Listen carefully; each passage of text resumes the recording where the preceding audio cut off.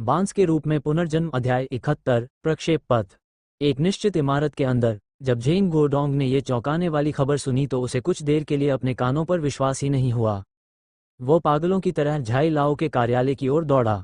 बूढ़े झाई, क्या हुआ? बूढ़े झाई जू गोडोंग जो कार्यालय में पहुंचे ने देखा कि श्री झाई इस समय अपने डेस्क के पीछे बैठे थे। उनका चेहरा लाल था और वे किसी के साथ फोन पर बात कर रहे थे। गोडोंग, चलो इस बारे में बात करते हैं, क्या गड़बड़ है? झेंग गोडोंग की ओर देखते हुए, जो पीला पड़ गया था, झाई लाओ ने भौहें सिकोड़ी और फोन रख दिया और पूछा, एसोसिएशन को कुछ हो गया है? इसे पहले लिंगशियाओ पीक पर भेजा गया था। मुझे इस बारे में बहुत पहले से पता था। झाई लाओ की अभिव्यक्ति बहुत शांत थी। अगर ऐसा है तो मुझे कुछ नहीं कहना है।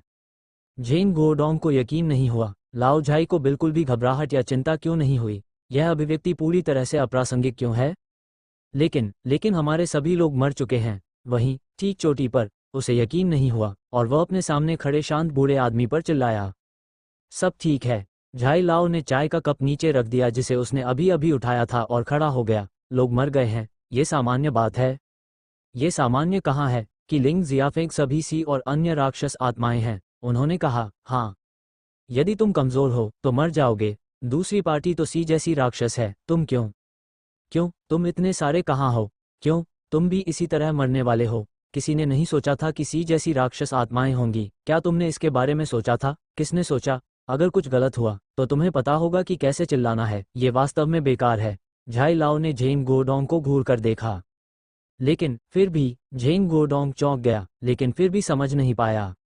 नहीं, लेकिन तुम नहीं गए, यही काफी है। झाई लाओ ने अपनी चाय का एक घूंट लिया। अगर कुछ गलत होता है तो हमें इसे हल करना होगा। यह एक अक्षम व्यक्ति की अभिव्यक्ति है जो यहाँ चिल्लाता है। यह अच्छा है। झाई लाओ, आप मुझे कुछ सहायक भेजिए। भले ही मैं झेंग गोडोंग युद्ध में मर गया, ये यहाँ एक अक्षम व्यक्ति होने से बेहतर है। झेंग गोडोंग का चौकोर चीनी अक्षर लाल हो गया और वह झाई लाओ पर चिल्लाया। बूढ़े झाई ने अपनी आंखें उठाईं और उसकी ओर देखा। तुम सी लेवल के इंटरमीडिएट हो और अगर तुम गए तो तुम वाकई युद्ध में मारे जाओगे। बस ऐसा लगता है कि तांग गुओ तुम्हारे जैसे बेवकूफ़ आदमी को मौका नहीं देना चाहता। तुम अभी क्या हो रहा है इसके बारे में पूछ सकते हो, ठीक है? झेंग गोडोंग स्तब्ध रह गया। लाओ झाई, तांग गुओ, क्या आपने एक शॉट लिया है? हाँ, चूंकि आप युद्ध में मारे गए 100 से अधिक लोगों के बारे में पूछताछ कर सकते हैं तो निश्चित रूप से आप इसके बारे में भी पूछताछ कर सकते हैं। जाओ, इस समय को यहाँ बर्बाद करो। भंडारण गोदाम से कुछ आत्मा पत्थर प्राप्त करना और अभ्यास करना बेहतर है। लिन मिंग इंतजार कर रहा था। तांग गुओ और तथाकथित ट्रांसेंडेंटल एसोसिएशन के बीच प्रतिक्रिया निश्चित रूप से भयंकर होगी, लेकिन किस हद तक वह वास्तव में करीब से देखना चाहता है। आजकल लिंगशियाओ पीक पर लाशें पूरे देश में फैली हुई हैं और वहां 100 से अधिक पालौकिक लोग नहीं बचे हैं। सेना का पक्ष तो ठीक था, लेकिन 1 दर्जन लोगों की लाशें छोड़कर वे पीछे हट गए। लेकिन उनकी जवाबी प्रतिक्रिया निश्चित रूप से शीघ्र ही आएगी। लिन मिंग इसे वहन कर सकते हैं। वह देखना चाहते थे कि तांग गुओ और एसोसिएशन ऑफ ट्रांसेंडेंस किस सीमा तक सफलता प्राप्त कर सकते हैं। शियाई वे अब लिंगशियाओ चोटी के पहाड़ में उनके द्वारा बनाए गए स्थान पर आराम कर रहे हैं। इसका कारण ये है कि वे अब सुरक्षित नहीं हैं। एस के अधीनस्थों को पिछली लड़ाई में सैनिकों द्वारा बिना किसी शर्त के देखा गया था। उन्होंने अपनी असाधारण शक्ति दिखाई और यह निश्चित था कि उन्हें सी और अन्य राक्षस आत्माओं के रूप में पहचाना गया। बड़ी संख्या में अलौकिक प्राणियों को मार डाला और मनुष्यों के बीच कमांडरों की भूमिका, ये कहा जा सकता है कि वे निश्चित रूप से दोनों पक्षों से क्रोध प्राप्त कर सकते हैं। अभी भी एक या कुछ आभा संसूचन उपग्रह आकाश में तैर रहे हैं। इस चीज का प्रभाव सीमित है। यह आभा सांद्रता के उच्चतम बिंदु का पता लगा सकता है। लिन मिंग ने स्वयं अपनी 8.5 शक्ति छिपा रखी थी और उपग्रह कुछ भी पता नहीं लगा पाएंगे, लेकिन वे ऐसा नहीं कर सके। इसके अलावा वे अभी भी लिंगजियाओ पीक के दायरे में हैं। उनकी असली विशेषताओं को प्रकट करने के बाद आध्यात्मिक ऊर्जा उपग्रह ने उन्हें बंद कर दिया होगा। उनकी आभा सांद्रता निश्चित रूप से उस उपग्रह चित्र पर दिखाई देगी। इसलिए लिन मिंग ने भी इस आभा का पता लगाने वाले उपग्रह पर मनुष्य के अति विश्वास और निर्भरता के आधार पर एक चक्कर लगाया। पहले शियाई को गुफा में प्रवेश करने दिया और फिर उन्हें उनके द्वारा खोदे गए गड्ढे में प्रवेश करने दिया। इस गुफा का दायरा अभी भी लिंगशाफेंग गुफा के दायरे में है। इसके बाद छेद को सुरक्षित रखने के लिए उसे जड़ प्रणाली से बंद कर दें। इसके बाद लिन मिंग ने अंततः वो चीज़ देख ली जिसका लंबे समय से इंतजार था। अपनी पूंछ से चमकदार रोशनी के साथ दर्जनों मिसाइलें अत्यंत तेज गति से लिंगशियाओ चोटी की ओर बढ़ रही हैं। यहाँ है मानव जवाबी हमला। लिन मिंग स्वाभाविक रूप से अगले कदम के लिए तैयार था। बांस की जड़ें भूमिगत स्थान के सभी पहलुओं को बिखेर देती हैं ताकि मिसाइल विस्फोट के कारण होने वाले प्रभाव से पहाड़ ढहने से बचा जा सके। दूसरी ओर भूमिगत स्थान में एक नया मार्ग खोला गया जो सीधे वानजुहाई की ओर जाता था, जहां बड़ी संख्या में बांस की जड़ें तैयार की गई थीं जो मार्ग के शीर्ष को सहारा दे रही थीं। अब मिसाइल के पहाड़ से टकराने तक इंतजार करने का समय है। लिन मिंग ने कृत्रिम मृत्यु देवताओं को देखा जो लगातार डूबते सूरज की रोशनी में आ रहे थे, एक लंबी प्रक्षेपवक्र को खींचते हुए और अपनी पूंछ से आग की लपटें छोड़ते हुए। आ रहा है। धमाका। अगले ही पल विस्फोट की आवाज सुनाई दी। एक के बाद एक सभी दिशाओं में आघात तरंगे फूट पड़ीं। जियाई और वे भी एक ही समय में सुरंग से बाहर कूद गए और सबसे तेज गति से आगे बढ़ गए। काफी देर बाद माथत एक एक करके सुरंग से बाहर निकले। भयंकर आग ने अभी अभी रात्रि में प्रवेश करने वाले गहरे पर्वत के आकाश को रक्त लाल रंग में रंग दिया है। लिन मिंग ने बांस की जड़ों का उपयोग करके उनके द्वारा बनाए गए सभी भूमिगत स्थानों और सुरंगों को मिटा दिया www.mtlnovel.com और बांस की जड़ों को फिर से जमीन से बाहर निकाल दिया। अब वापस जाने का समय है। हालांकि उनके सिर और शरीर बहुत साफ नहीं हैं, उनके सिर पर बहुत अधिक धूल है और लड़ाई के दौरान प्रतिद्वंद्वी के शरीर पर खून के धब्बे भी हैं। लेकिन किसी भी हालत में कोई चोट नहीं आई, जिससे लिन मिंग बहुत खुश हुआ। इस बार लिंगशियाओ पीक की यात्रा पर हालांकि उन्होंने मिशन पूरा नहीं किया, लेकिन उन्हें मानव दुश्मनों का सीधे सामना करने का अनुभव प्राप्त हुआ। इसे एक अप्रत्याशित धन कहा जा सकता है। आखिरकार मनुष्यों के लिए एक बार आना आसान नहीं है, खासकर विरोधियों के लिए अभी भी काफी अधिक अलौकिक हैं। मुझे लगता है कि इस लड़ाई में वे बहुत आगे बढ़ेंगे।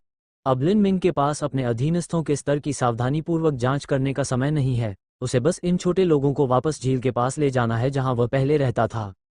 जहां तक उन इनाम के शिकारियों का सवाल है जो आत्मा पत्थर को खोजने आए थे, लिन मिंग वास्तव में इसे स्वयं करना चाहता था, लेकिन बाद में उसने पाया कि एफी और एबान, एडियान और लिटिल बियक्रिसेंट सभी पास में ही थे, इसलिए उसने बस ये अनुभव पैक उन्हें सौंप दिए।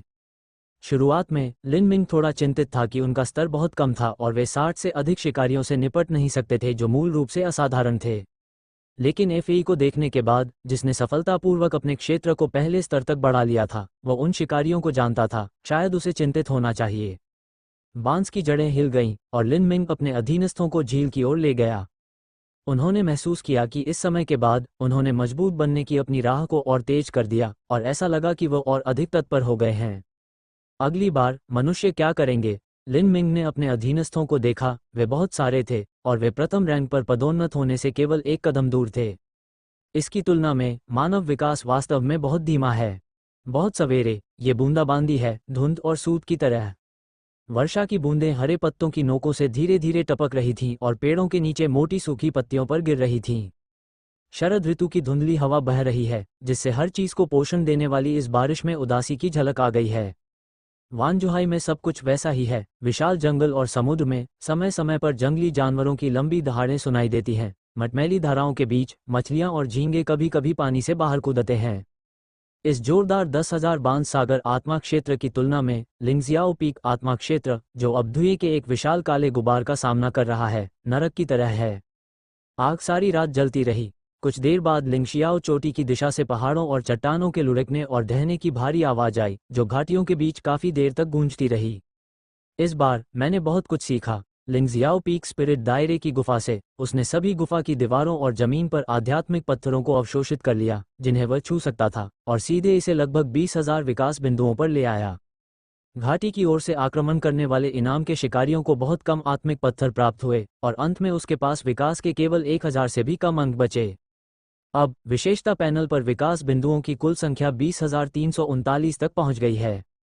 चूंकि यह काफी बड़ा है, इसलिए लिन मिंग ने इसे तुरंत इस्तेमाल नहीं किया, लेकिन इसे अस्थायी रूप से संग्रहित किया। हालांकि इन विकासवादी बिंदुओं के सापेक्ष लिन मिंग को लगा कि उसने बुद्धिमत्ता से सबसे अधिक लाभ प्राप्त किया है। चाहे वो लिंग जियाओफेंग की सेना हो या असाधारण दस्ता या वे इनाम के शिकारी, उन्होंने उसे बहुत सारी मूल्यवान मानवीय खुफिया जानकारी दी है। लिंगशी, ये बात सभी घटनाओं में सबसे केंद्रीय स्थान रखती है। इसके चारों ओर सब कुछ घटित हो रहा है।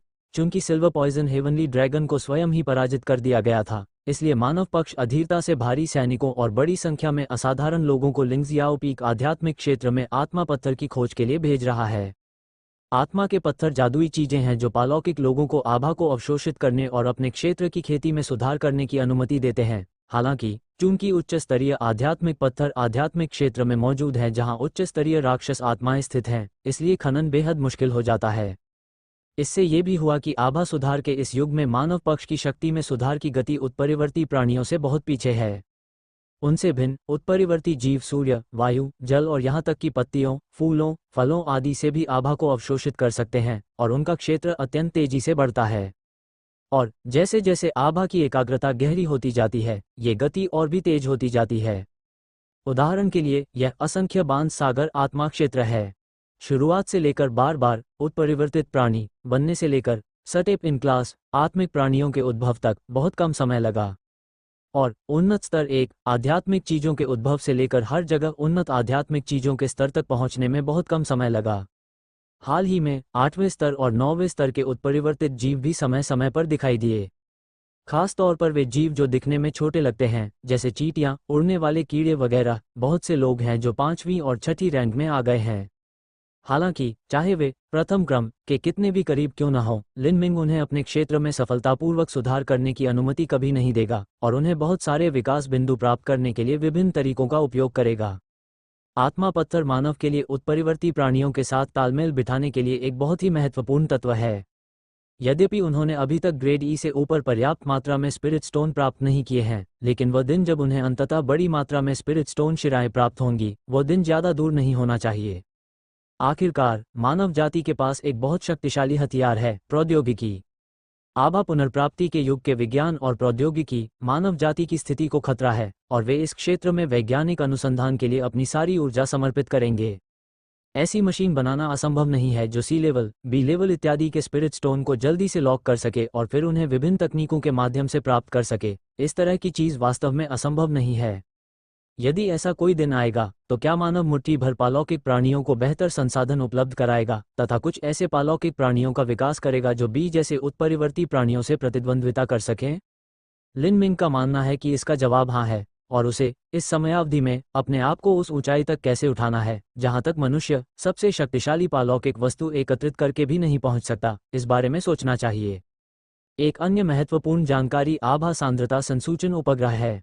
लिन मिंग को अभी भी याद है कि पहली बार जब कैप्टन झेंग ने 10,000 बांध सागर आत्मा क्षेत्र में एक पालौकिक का नेतृत्व किया था, तो उसका मिशन इस आत्मा क्षेत्र में आभा की एकाग्रता का पता लगाना था।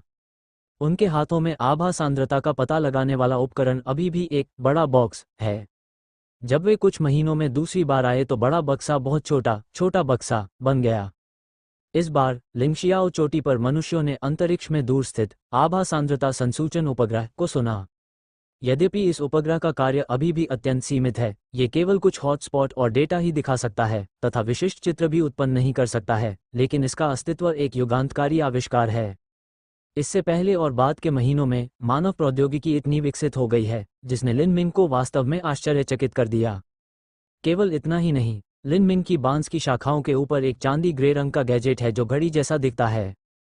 इस चीज में केवल एक एलसीडी स्क्रीन है और इस पर केवल संख्याओं की एक श्रृंखला प्रदर्शित होती है। लेकिन लिन मिंग को अच्छी तरह से पता था कि यह चीज उन इनाम शिकारियों के मुंह में लघु आभा एकाग्रता डिटेक्टर थी। इस चीज ने पहले के बड़े बॉक्स की जगह पूरी तरह ले ली है और इस हद तक विकसित हो गई है कि इसे ले जाना सुविधाजनक है। उन शिकारियों के अनुसार इस चीज की सटीकता पहले की तुलना में बहुत अधिक सटीक है। यह न केवल आध्यात्मिक क्षेत्र में आभा की सांद्रता को माप सकता है, बल्कि उत्परिवर्ती प्राणियों में आभा की ताकत को भी माप सकता है। बस बटन दबाकर आसानी से पहुंचा जा सकता है। अब एलसीडी स्क्रीन पर जो संख्या 66,516 प्रदर्शित होती है, वो संपूर्ण आध्यात्मिक क्षेत्र का आभा सांद्रण मान होना चाहिए। मनुष्यों के वर्गीकरण के अनुसार यह आध्यात्मिक क्षेत्र से संबंधित है जहां सी जैसे उत्परिवर्ती प्राणी निवास करते हैं। स्विच करने पर डिस्प्ले पुनः 1755 पर आ गया। यह निकटतम उत्परिवर्ती प्राणी की आभा एकाग्रता का अनुमानित मूल्य है। सी www.mtlnovel.com जैसे राक्षस आत्माओं की सामान्य संख्या लिन मिंग इसे जानता है। अब उसके पास आभा को छुपाने की क्षमता है और उसकी ताकत अब उसकी मूल ताकत का केवल 15% है। तो सरल गणना से उसका वर्तमान वास्तविक मूल्य संख्या 11,700 प्राप्त हुई। ये संख्या एक 20 स्तर की राक्षस आत्मा को दर्शाती है जो एक मध्यम आकार की राक्षस आत्मा है और इसकी युद्ध प्रभावशीलता समझ से परे है। इसे नष्ट करने के लिए एक बड़ी सेना या शौक स्तर के हथियार की आवश्यकता होती है। इस समय लिन मिंग का क्षेत्र दूसरा स्तर और 5वां स्तर है। कुछ घटनाओं के बाद वह वास्तव में काफी आगे बढ़ गया, जिससे वह आश्चर्यचकित हो गया। उन्होंने देखा कि इस स्तर में वृद्धि बहुत अधिक आध्यात्मिक ऊर्जा के अवशोषण से संबंधित थी। यह एक स्पिरिट स्टोन की तरह है। जब वह इसमें आभा को अवशोषित करता है तो सिस्टम उसे केवल ये याद दिलाता है कि उसने एक विकास बिंदु प्राप्त कर लिया है, लेकिन सिस्टम ने उसे आभा के अधिग्रहण की कभी याद नहीं दिलाई। यह आभा वास्तव में एक अनुभव मूल्य की तरह है। इसे प्रदर्शित करने के लिए कोई विशिष्ट संख्या नहीं है, लेकिन यह हमेशा मौजूद रहती है। जब यह अनुभव मूल्य एक निश्चित स्तर तक जमा हो जाता है तो दायरे में भी सुधार किया जाएगा और उन्नयन किया जाएगा, और सिस्टम अभी भी इस पर प्रदर्शित नहीं होता है। आप गुण पैनल से परिवर्तन देख सकते हैं। ऐसा लगता है कि यदि आप टियर 3 के स्तर तक आगे बढ़ना चाहते हैं तो आपको अधिक आभा को अवशोषित करना जारी रखना होगा। और जो आत्मिक पत्थर बहुत सारी आध्यात्मिक ऊर्जा प्रदान करते हैं, वे ऐसी चीजें हैं जिन पर उसे बाद में ध्यान देना चाहिए। ऊपर देखकर लगा कि लिंग जियाफेग अभी भी धूम्रपान कर रहा था। ऐसा लगता है कि उनके द्वारा अपमानित उत्परिवर्ती प्राणियों को पूरी तरह से मिटा देने की इच्छा के अलावा मनुष्य इस मिसाइल का उपयोग इस स्थान पर आत्मा पत्थर को पूरी तरह से नष्ट करने के लिए भी करते हैं, किसी और चीज से चिंतित नहीं होते हैं। लिंग स्टोन, लिन मिंग ने अधीनस्थों की ओर देखते हुए फुसफुसाया। धुंध की तरह बारिश ने वांजुहाय आत्मिक क्षेत्र को ढकना जारी रखा। लिन मिंग की नज़र लिंग जियाफेग की दिशा से हटकर उसके नीचे चली गई। के अधीनस्थ बांस के पत्तों के नीचे आराम कर रहे हैं, खेल रहे हैं या खा रहे हैं, जो इतने घने हैं कि बारिश भी अंदर नहीं जा सकती। इस शांतिपूर्ण बारिश में सुबह सुबह वे बहुत शांत लग रहे थे। झील में अपने शरीर से कीचड़ और खून के धब्बे धोने के बाद वे अपने मूल रंग में लौट आए। मैं ये बिल्कुल नहीं देख सकता कि उन्होंने कल लगभग 200 पालौकिक लोगों को मार डाला था। जियाई ने भेड़ियों के एक झुंड, एक विशाल पांडा, एक छोटे प्यारे सांप, 3 मकाक, एक मृग, एक बगुला, एक लाल मुकुट वाला सारस और एक छोटे कछुए का नेतृत्व करते हुए लिंग्जियाओ चोटी पर एक भीषण युद्ध में 100 से अधिक असाधारण लोगों को मार डाला। लिंक्स अफेई ने अबान, एडियन और क्रिसेंट बियर के साथ मिलकर घाटी के किनारे 60 से अधिक इनाम के शिकारियों पर घात लगाकर हमला किया। दुश्मनों को बहुत नुकसान हुआ, लेकिन उन्हें कोई नुकसान नहीं हुआ, लगभग कोई घाव नहीं मिला। लिन मिंग को सबसे अधिक संतुष्टि और प्रसन्नता इस बात से हुई कि इस लड़ाई के बाद उनमें से प्रत्येक काफी बड़ा हो गया था। यहाँ तक कि लकड़बग्घे ने भी, जिसे कभी अस्तित्व का बोध नहीं हुआ, इस घटना श्रृंखला में बहुत महत्वपूर्ण भूमिका निभाई। हाई पीक की लड़ाई, हालांकि यह एक मुठभेड़ थी, लेकिन जियाई और भेड़ियों के पैक द्वारा प्रदर्शित कमांड और बुद्धि ने लिन मिंग को उनमें बहुत संभावनाएं दी। अत्यंत विशिष्ट क्षमताओं वाले 2 असाधारण प्राणियों को छोड़कर वे अन्य असाधारण प्राणियों की तुलना में शक्ति में लगभग भारी हैं। शियाई के नेतृत्व में भेड़ियों के झुंड ने इस लड़ाई में बहुत महत्वपूर्ण भूमिका निभाई। लड़ते समय उनमें से सबसे शक्तिशाली आगे की ओर दौड़ता था। इस लड़ाई का अनुभव करने के बाद प्राथमिक भेड़िए को छोड़कर, जिसे पहले स्तर पर पदोन्नत किया जा चुका है, भेड़ियों के अन्य झुंड पहले स्तर और तीसरे स्तर पर पहुंच गए हैं।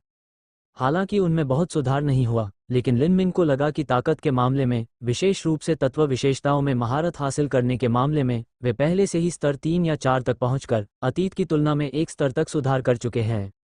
उदाहरण के लिए, जब पहले अधीनस्थों की ताकत की जांच की जाती थी, तो शियाई अब आसानी से लगभग 1 मीटर ऊंची पवन ब्लेड का उपयोग कर सकता है, और एक बोल्डर को काटना आसान है। इसकी गति अब पहले की तुलना में 2 गुनी है, और पूरी घाटी के चारों ओर इतना बड़ा घेरा चलाने में इसे ज़्यादा समय नहीं लगेगा। दूसरे और तीसरे दोनों मामले पहले वाले से ज़्यादा बुरे नहीं हैं, वे एक जैसे नहीं हैं। जियाओसी शुरुआत में शरीर में चट्टानों को सोख सकता है, एक कठोर सुरक्षात्मक खोल बना सकता है, लेकिन LV1 के स्तर पर यह वास्तव में चट्टानों से घिरे एक विशाल भेड़िए की तरह है। अब जब इसका फिर से उपयोग किया जाता है तो ये सतह पर चट्टानों को अधिक समान रूप से और कसकर वितरित कर सकता है, और उपस्थिति बहुत बेहतर है। जहाँ तक छोटे 5 और छोटे 6 के ज्वाला और बिजली तत्वों के नियंत्रण की बात है, तो वे भी बहुत अधिक कुशल हैं, और वे पहले से ही रूप बदलने के लिए ज्वाला और बिजली को नियंत्रित कर सकते हैं। जब पांडा फैटी ने उनसे पूछा कि वे कैसे लड़ रहे थे, तो उसने एक बार कहा कि जियाओवू ने एक ज्वाला बवंडर का उपयोग किया था, और जियाओलियू वज्र को एक गेंद में बदलकर ऐसी चीज पर प्रहार कर सकता था।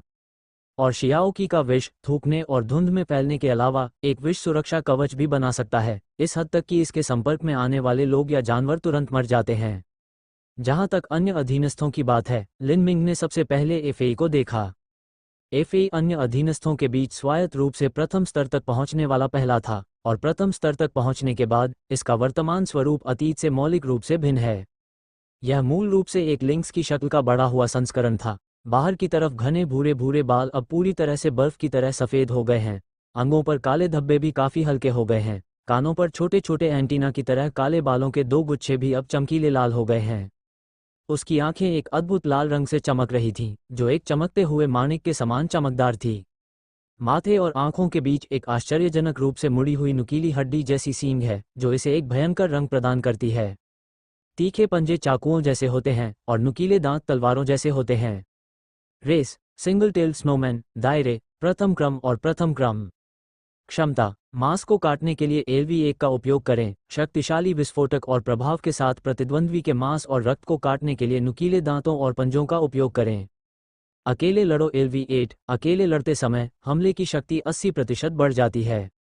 विशेष क्षमता, तात्कालिक LV1, छोटी दूरी में तात्कालिक गति करने में सक्षम, मूल रूप से नग्न आंखों की गति के साथ रखने में असमर्थ। इस आदमी के विशेषता पैनल को देखकर लिन मिंग भी थोड़ा हैरान हुआ, लेकिन वो अधिक प्रसन्न था। एकल पूंछ वाली बर्फ हुआ ये बात लिन मिंग अभी भी जानता है। शान है जिंग में अजीब जानवर।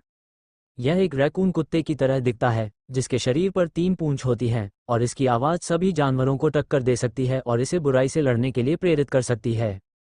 एफए की जाति के नाम से लिन मिंग बता सकता था कि यह लड़का वास्तव में भविष्य में उस पौराणिक राक्षस की तरह लगता है, जिसमें 3 पूंछ की प्रवृत्ति है।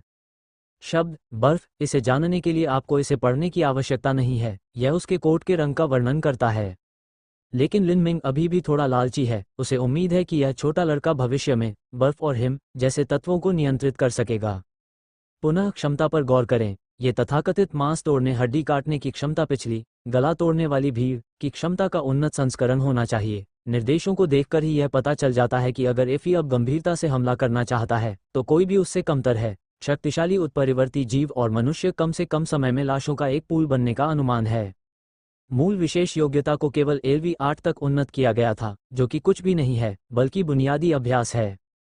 और नई विशेष क्षमता बहुत विशेष है। त्वरित शरीर, कम दूरी में तुरंत ले जाया जा सकता है।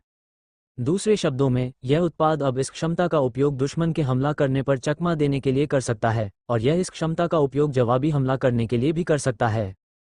ये बहुत ज़्यादा है। इसके बारे में सोचो, हड्डियों को काटने और हड्डियों को काटने की क्षमता वाली इतनी बड़ी बिल्ली। www.mtlnovel.com में ये बग जैसी गति बोनस क्षमता भी है, और यह असाधारण लोगों की एक टीम को लगभग तुरंत नष्ट कर सकती है।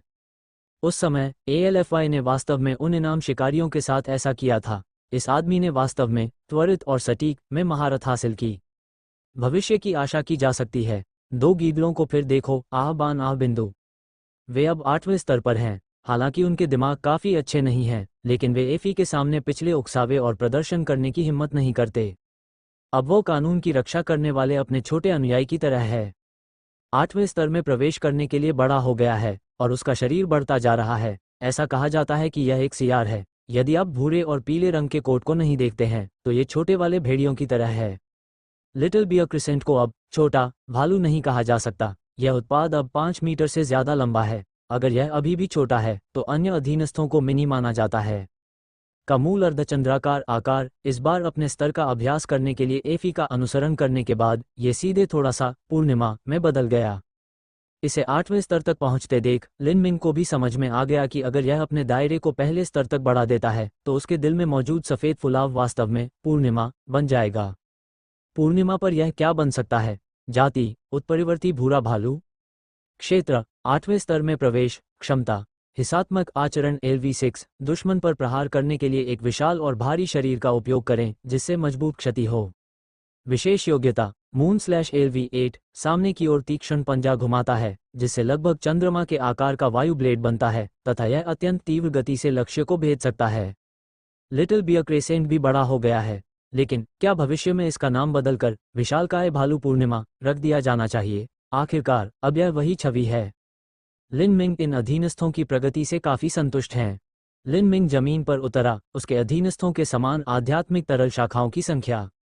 पांडा fatty, little Meng snack, a great red shadow और snow brocade, red crown crane in Amur और गेरू पंख सभी 9वें स्तर पर पहुंच गए हैं। वे क्षेत्र को अगले चरण तक ले जाते हैं, अर्थात पहले चरण के स्तर तक, जो केवल 1 कदम दूर है।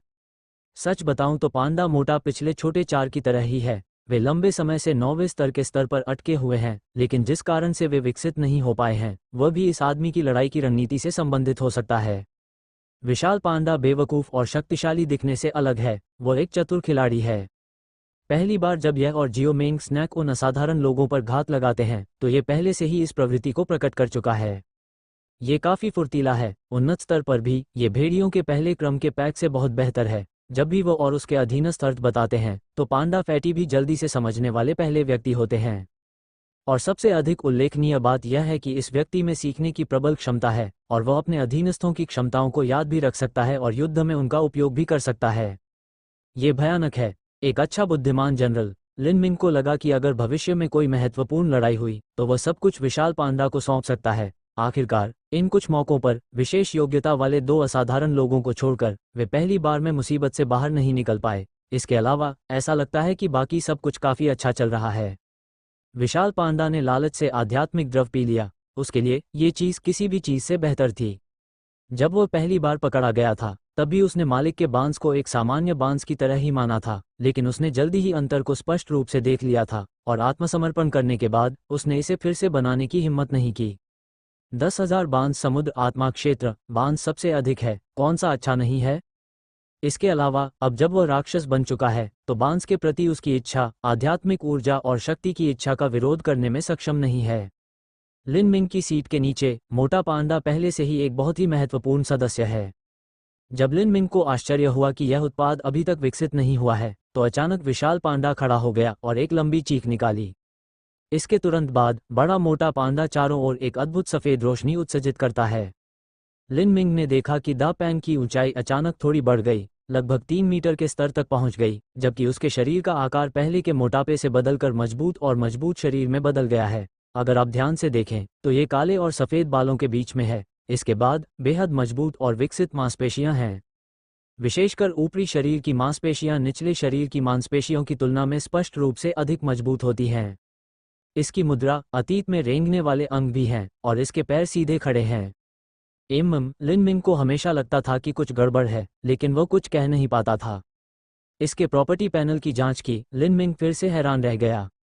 जाति एलियन, दायरे प्रथम क्रम और प्रथम क्रम। क्षमताएं bullet iron fist LV1 1 second में 1 दर्जन या उससे अधिक स्टील सख्त मुट्ठियों पर प्रहार करता है और अदृश्य गति से प्रतिद्वंद्वी को नीचे गिरा देता है। अग्रणी बल LV7 समूह लड़ाई में भाग लेने से समग्र शक्ति में 30% की वृद्धि होगी। विशेष योग्यता अविचल हृदय LV1 घायल होने के बाद क्षेत्र अस्थायी रूप से एक स्तर तक बढ़ जाता है। ऐसा लगता है कि प्रथम स्तर तक विकसित होने के बाद एक अजीब दौड़ होगी। लिन मिंग इस यू की जाति के नाम से थोड़ा अपरिचित था, लेकिन पांडा के मोटापे आदि को देखकर वह वास्तव में आश्चर्यचकित हो गया। मैंने शुरू में सोचा था कि बिग फैट एक बुद्धिमान जनरल होगा, लेकिन इस तरह से यह अभी भी एक ठग प्रकार था। बुलेट आयरन फिस्ट 1 सेकंड में दर्जनों बार अपनी मुट्ठियां बाहर फेंकना। क्या आप युले करते हुए मुट्ठी बांधेंगे? और यह विशेष योग्यता अटूट हृदय जीवन भर के लिए प्रयोग की जाती है। मास्टर, मुझे आशा है कि मैं भविष्य में भी आपका सबसे शक्तिशाली अधीनस्थ बना रहूंगा। पांडा फैटी ने अपना क्षेत्र बढ़ाने के बाद लिन मिंग के साथ उसका संचार अधिक व्यवस्थित हो गया। लिन मिंग फिर से बहुत खुश हुआ। क्या अधिक बुद्धिमान ठग का होना अधिक सुगंधित नहीं होगा? वो छोटा सा प्यारा सा सांप जो पांडा की चर्बी के ठीक बाद विकसित होता है। सच कहें तो लिन मिंग को इस छोटे लड़के से सबसे ज्यादा उम्मीदें थीं जो पहले उसके पीछे आया था। शुरुआत में जियोमेंग स्नैक के दायरे में सुधार की गति तेज या धीमी नहीं थी, भले ही उसने पहले और बाद में कई लड़ाइयों में भाग लिया हो, ये चिंताजनक नहीं लग रहा था। इसका आमतौर पर विशालकाय पांडा के साथ अच्छा रिश्ता होता है, यहाँ तक कि जब यह विकसित होता है तो यह इतनी अच्छी तरह से पकड़ लेता है जिससे लिन मिंग वास्तव में थोड़ा असहाय महसूस करता है। क्या तुम्हें साथ रहना इतना पसंद है? फिर से उस छोटे प्यारे सांप को देखा। ये छोटा सा प्राणी विकास से पहले अपने अन्य साथियों की तरह चीखता नहीं था, बल्कि सचमुच एक गेंद के आकार में सिकुड़ जाता था और चुपचाप अपने विकास की ओर अग्रसर होता था। लिन मिंग ने देखा कि जियोमेंग सांप का शरीर दृश्यमान गति से छोटा हो रहा था। चांदी सफेद शरीर, लेकिन पहले की तुलना में थोड़ा बड़ा। इसके अलावा उन माणिक जैसी आंखों के कोनों से फैलते हरे रंग के शल्क इस बार पूंछ की नोक तक फैल गए हैं। लिन मिंग को यह देखकर आश्चर्य हुआ कि छोटे मेंग सांप के शरीर के आगे और पीछे वास्तव में एक छोटा पैर उगाया था। यद्यपि आगे और पीछे के पैरों की यह जोड़ी छोटी दिखती है, वे शरीर के किनारों के करीब हैं, लेकिन क्या छोटे प्यारे सांप का अर्थ ड्रैगन को बदलना है? जाति कैंग हुई, दायरे प्रथम क्रम और प्रथम क्रम। क्षमता हिंसक जहर नियंत्रण LV1 छिड़काव किए गए जहर के आकार और हमले के समय को स्वतंत्र रूप से नियंत्रित करें। जहर की एक बूंद प्रतिद्वंद्वी को बेहद जहरीला बना सकती है। LV7 के साथ सहयोग करें और विशिष्ट साझेदारों के साथ मिलकर समग्र शक्ति को 50% तक बढ़ाएं। विशेष क्षमता हुआलोंग LV1 लड़ाई के दौरान शरीर की विभिन्न क्षमताओं में यादृच्छिक वृद्धि। आशा के अनुसार हुआलोंग कैंग हुई, क्या ये ड्रैगन नहीं है? हुई 500 साल के लिए ड्रैगन में बदल गया है, 1000 साल के लिए ड्रैगन में, 500 साल के लिए सींग वाले ड्रैगन में और 1000 साल के लिए यिंगलोंग में। यह एक प्राचीन पुस्तक की प्रतिलिपि मात्र है। लिन मिंग उस समय एक लंबी बीमारी से मर गए और उनका एकमात्र शौक उन मिथक संबंधी पुस्तकों को पढ़ना था। www.mtlnovel.com। बेशक वह विदेशी जानवरों से संबंधित इस तरह के शब्दों से बहुत परिचित थे, हालांकि उन्होंने इसके बारे में कभी नहीं सोचा था। हालांकि आभा वसूली के युग में वास्तव में तथाकथित ड्रैगन होंगे, और जो ड्रैगन बनने वाला है वो अभी भी अपना अधीनस्थ है। इस समय खुशी और उत्साह के साथ लिन मिंग हजारों शाखाएं बढ़ाने से खुद को रोक नहीं सका। जब तक आप सावधानीपूर्वक प्रशिक्षण लेते हैं, आप वास्तव में अपनी सीट के नीचे एक शक्तिशाली ड्रैगन को जन्म दे सकते हैं। हालांकि वर्तमान में जियो मिंग स्नैक की ताकत अभी भी बहुत कमजोर है। लिन मिंग धीरे धीरे शांत हो गया। जल्दबाजी नहीं की जा सकती। यद्यपि के सभी अधीनस्थों में अच्छी क्षमताएं हैं, लेकिन यदि वे उनमें से किसी के प्रति अत्यधिक पक्षपातपूर्ण और लाड़ प्यारपूर्ण हैं, तो वे कुटिल हो सकते हैं। सही मार्गदर्शन करें, विकास को प्रोत्साहित न करें। उनके मालिक के रूप में लिन मिंग को लगा कि उन पर बोझ अधिक भारी लग रहा था।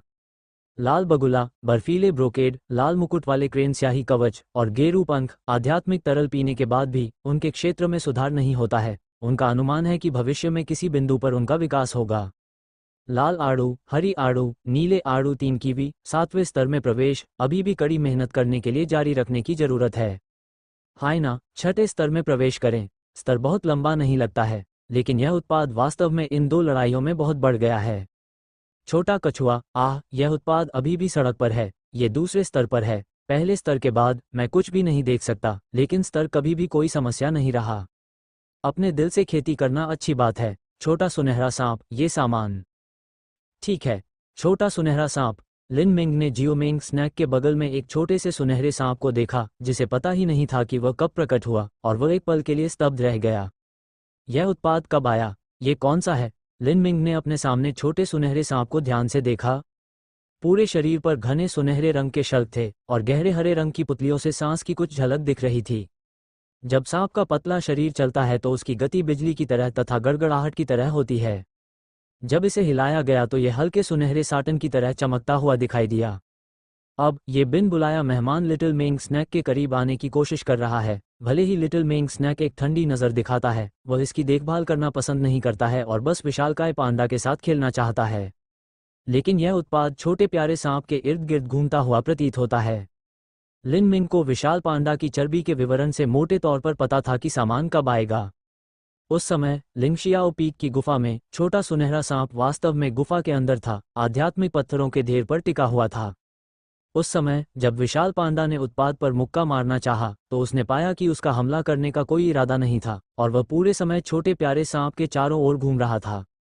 मनुष्य के आने के बाद उन्हें सामान की परवाह नहीं रही। जब वे युद्ध के बाद भूमिगत स्थान में कूदे तो सामान भी उनके पीछे पीछे आ गया। जब वे अंततः भूमिगत स्थान से वांजुहाय आए तो वे स्वाभाविक रूप से अपने नितंबों के पीछे चले गए।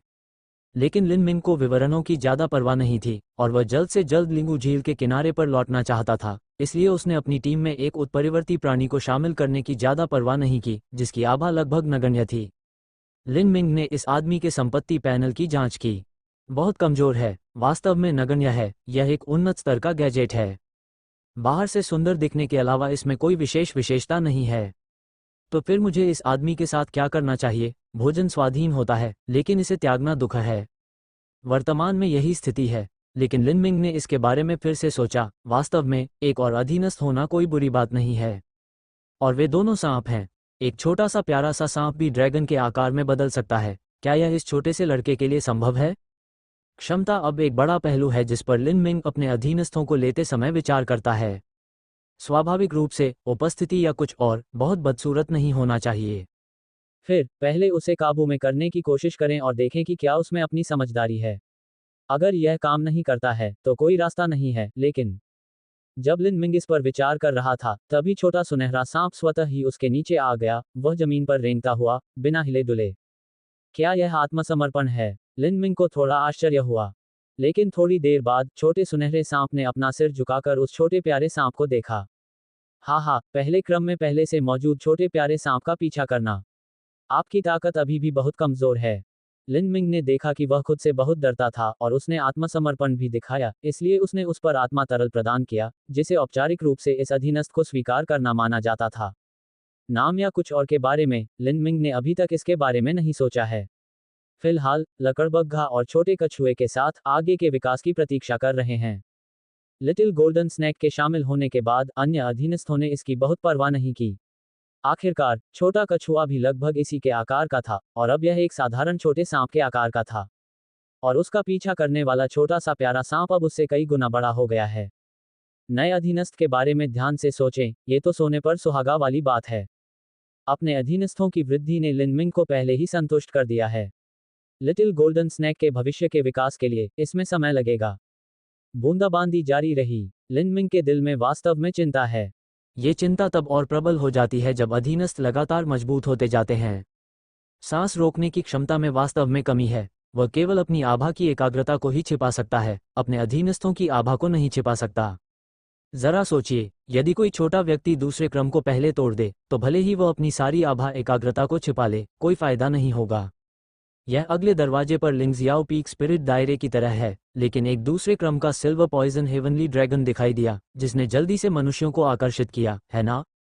यद्यपि रजत विश्व स्वर्गीय ड्रैगन स्वयं मारा गया था, एक के बाद एक कई घटनाएं घटित होने के बाद अंतिम परिणाम ये हुआ कि लिंगशियाओ चोटी पर पहाड़ पर लगी आग अभी तक नहीं बुझी थी। लिन मिंग मिसाइल हमलों से डरते नहीं हैं, लेकिन उनके अधीनस्थ अलग हैं। इस तरह से सोचने पर अब उसके पास कोई अच्छा रास्ता नहीं है। जब तक कि उसके अधीनस्थों में से किसी के पास समान क्षमता न हो, वे अपने साथियों की आभा एकाग्रता की क्षमता को भी प्रकट होने से रोक सकते हैं। फिलहाल ये समस्या अभी भी अनसुलझी है।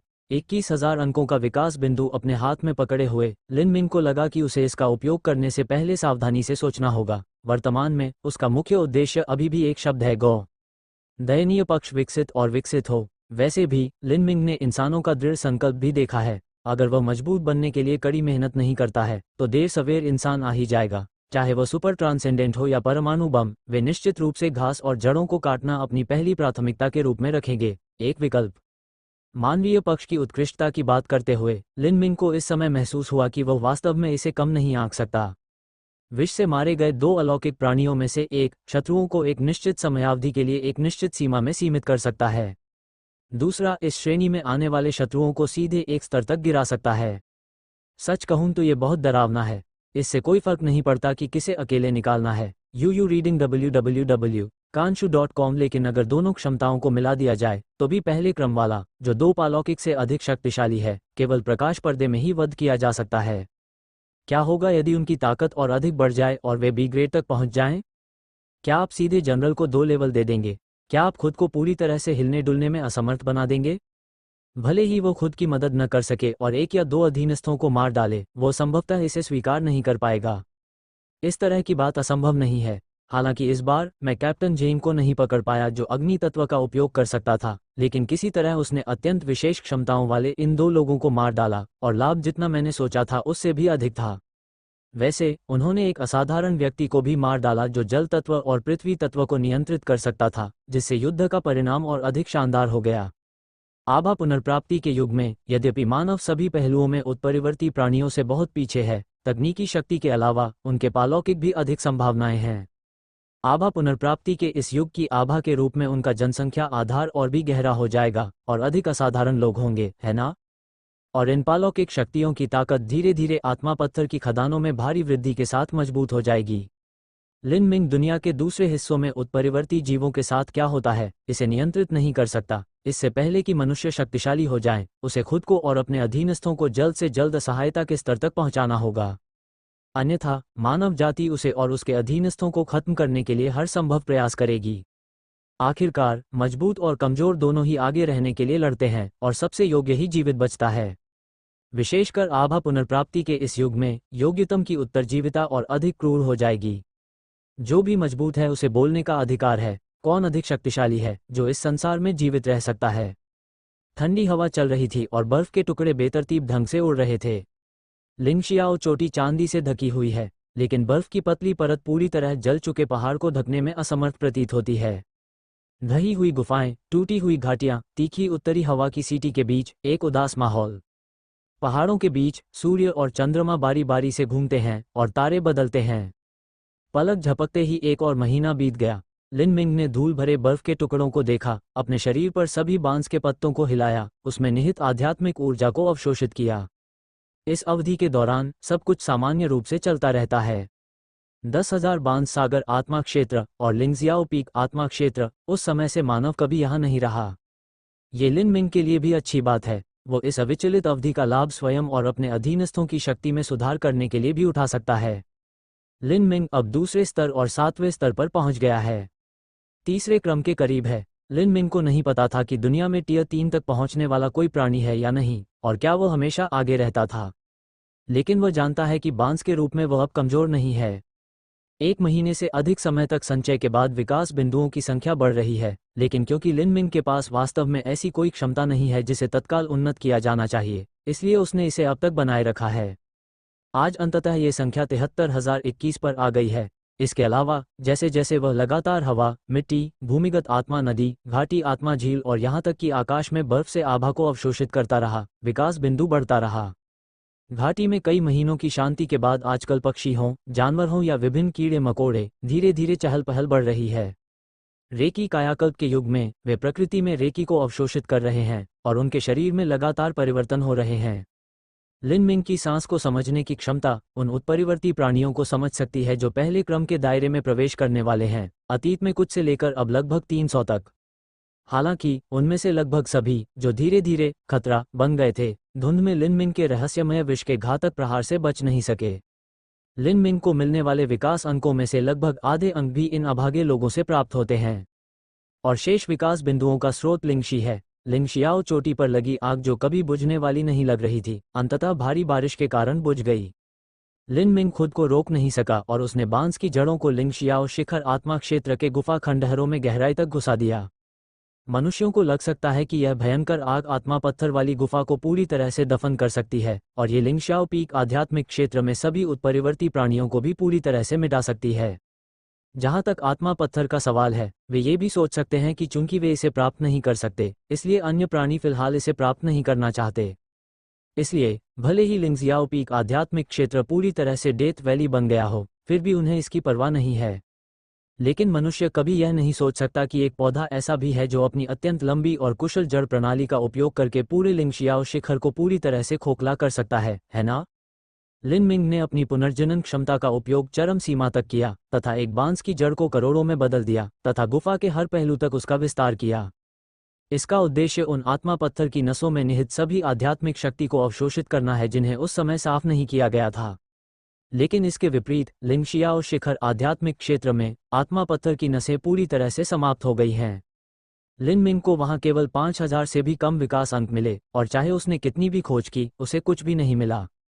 पहले तो उसे समझ में नहीं आया कि उसने ध्यान से नहीं ढूंढा, लेकिन बाद में सोचने पर लगा कि इसमें कुछ खास नहीं है। सिल्वर पॉइजन हेवनली ड्रैगन, क्या ये सिर्फ इतना नहीं है कि वह उस गुफा में आत्मा पत्थर की नसों से आभा को लगातार अवशोषित कर रहा है ताकि वह जल्दी से विकसित हो सके और अपने क्षेत्र में सुधार कर सके? उस समय रजत विश्ववर्गीय ड्रैगन ने संभवतः अधिकांश आत्मिक पत्थरों को खा लिया था तथा शेष को उन गुफाओं में मौजूद असंख्य उत्परिवर्ती विशालकाय चूहों ने निगल लिया था।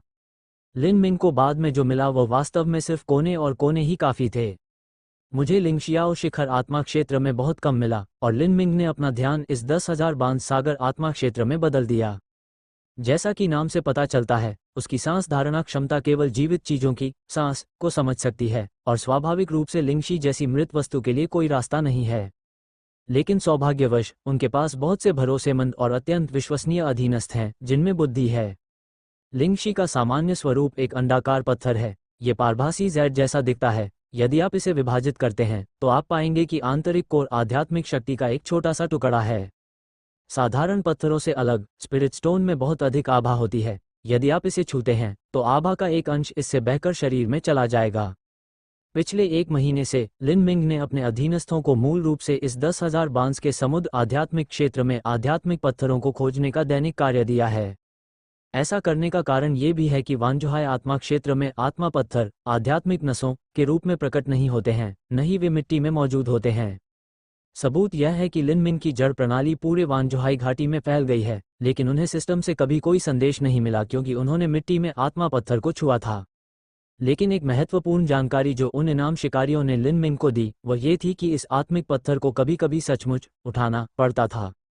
5 इनाम शिकारी जिन्होंने पहले वांजुहाई में प्रवेश किया था, उन्होंने 20 स्तर का स्पिरिट स्टोन उठाया। के बाद 60 लोगों के इनाम के शिकारियों ने बाद में वांजुहाई आत्मा क्षेत्र के बाहर काफी सारे आत्मा पत्थर उठाए। हालांकि बाद में उठाए गए पत्थरों की गुणवत्ता बहुत कम थी, लेकिन उन्हें ऐसा लगा कि स्पिरिट स्टोन को उठाना एक सामान्य बात थी। इस वजह से लिन मिंग ने अपने अधीनस्थों को आत्मा पत्थरों को लेने के लिए बांस के विशाल समुद्र में भेजा। के सभी अधीनस्थ बहुत कर्तव्यनिष्ठ हैं। अधिक बुद्धिमान अफेई, विशाल पांडा और छोटा मेंग सांप लगभग हर बार उत्कृष्ट गुणवत्ता वाले 20 श्रेणी के स्पिरिट स्टोन वापस लाते हैं। जब शियाई भेड़ियों के एक समूह को खोज के लिए ले जाती थी तो वे सी या डी आत्मा पत्थर भी उठा लेते थे। शेष 3 कीवी, लाल आड़ू, हरे आड़ू और नीले आड़ू, विशाल भालू पूर्णिमा, 2 सियार, बगुले और लाल मुकुट वाले सारस भी समय समय पर कुछ निम्न गुणवत्ता वाले स्पिरिट पत्थर वापस ला सकते हैं। जहां तक लकड़बग्गे, छोटे सुनहरे सांप, छोटे कछुए का सवाल है, तो वे मूलतः पिछले 2 महीनों से इस पर तैर रहे हैं। लेकिन आप इसे कैसे भी कहें, लिन मिंग ने वास्तव में इन अधीनस्थों द्वारा प्राप्त आत्मा पत्थरों पर भरोसा करके बहुत सारे विकास बिंदु प्राप्त किए हैं। और लिन मिंग ने जो www.mtlnovel.com उन्हें दिया वो ऐसा है कि यह उनके भीतर आध्यात्मिक तरल पदार्थ की एक सतत धारा प्रतीत होती है, और चाहे वह कितना भी बाहर बह जाए, इसका उन पर कोई प्रभाव नहीं पड़ता। बर्फ पर कदम रखने की आवाज सुनाई दी और लिन मिंग ने देखा कि बड़ा मोटा पांडा और छोटा मेंग सांप एक साथ जंगल से बाहर चले गए और कुछ आध्यात्मिक पत्थरों के साथ वापस आ गए। वे अब भी एक साथ रहना पसंद करते हैं, यहाँ तक कि प्रथम क्रम तक विकसित होने के बाद भी वे अब भी ऐसा करते हैं। रिश्ता बहुत अच्छा है, लिन मिंग ने आह भरी। फिर सुनहरे साटन जैसे छोटे सुनहरे सांप को देखा जो बर्फ में बेहद विशिष्ट था। यह आदमी बिग फैट और लिटिल मिंग स्नैक का करीब से पीछा कर रहा है, एक कदम भी पीछे नहीं हट रहा। हालांकि जियो मिंग सांप अभी भी इसे नहीं देखता है, यह अभी भी मोहित दिखता है। छोटे सुनहरे सांप को देखकर ऐसा लगता है कि पिछले 1 महीने में इस उत्पाद का विकास बहुत तेजी से हुआ है। मूल लेवल 1 लिटिल स्नैक से लेकर आज के लेवल 7 बोआ तक, ऐसा लगता है कि यह हर समय अपनी ताकत में सुधार करने के लिए कड़ी मेहनत कर रहा है। छोटे सुनहरे सांप को देखते हुए लिन मिंग को लकड़बग्गे की याद आई, जो एक साधारण व्यक्ति था। लकड़बग्गा, लिन मिंग ने इसे बिगफुट भी नाम दिया। ये नाम इसलिए भी रखा गया है क्योंकि इसके 4 खुर वास्तव में काफी बड़े होते हैं। लेकिन बिगफुट वास्तव में बहुत आलसी है। 1 महीने से ज्यादा हो गया है, या ये 6ठे लेवल में प्रवेश कर चुका है। क्या ये बहुत आलस्य नहीं है? लिटिल गोल्डन स्नैक को देखिए। लिटिल गोल्डन स्नैक के आधे प्रयास में ही इसे पहले लेवल में प्रवेश कर जाना चाहिए था। इस बारे में बोलते हुए मुझे नहीं लगता कि मेरी अपनी धारणा की अधिकतम सीमा से ये पता चल पाया है कि लकड़बग्गा लंबे समय से बाहर कब से है। ये सामान कहाँ गया?